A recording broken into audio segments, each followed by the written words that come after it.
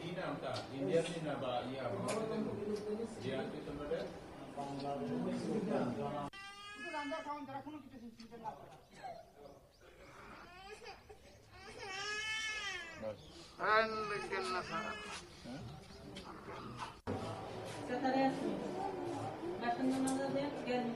দুটো বাচ্চা না একটা জামিলা কত ছিল না একটা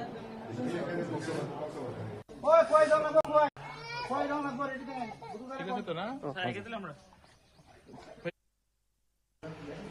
আজকে সকালবেলা আমরা স্টেশনে ডিউটি চলাকালীন আমরা জিআরপি স্টাফ আর বিএসএফ মিলে যখন রুটিন চেকিং চলছিল তখন টোটাল 12 জন বাংলাদেশি, এর মধ্যে 4 জন পুরুষ, 4 জন মহিলা আর 4 জন শিশু সহ ধরা পড়ে। আর তারা বহিরাজ্যে যাওয়ার জন্য, কাজের উদ্দেশ্যে যাওয়ার জন্য গোমতী ত্রিপুরার শিলাচুরি বা কোরবুক সাইড ওই দিক দিয়ে তারা ঢুকছে নাকি। তারা সঠিক জায়গার নামটাও ঠিকভাবে বলতে পারে না। আর তারা বাংলাদেশি একজন তাওদের সাহায্যে তারা ইন্ডিয়াতে ঢুকেছিল। তারা গতকাল নাকি রাত্রিবেলা জঙ্গলে রাত্র কাটাইছে, আর আজকে সকালবেলা 2টা গাড়ি করে গেছিল তিলমোড়া রেল স্টেশনে এসে তারা বহিরাজ্যে যাওয়ার উদ্দেশ্যে এখানে ঘোরাঘুরি করছিল রেল স্টেশনে।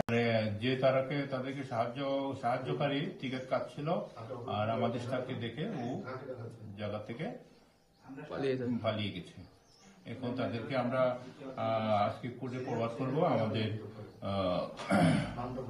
আইনানুগ ব্যবস্থা নেওয়ার। বিএসএফ এর কাশিয়ামঙ্গলের তারা জি ব্রাঞ্চে তারা ডেলি এখানে ডিউটি করে, আমাদের জিআরপি স্টাফের সঙ্গে যৌথভাবে ডিউটি করে। তারা 104 ব্যাটালিয়ন বিএসএফ কাশিয়ামঙ্গল।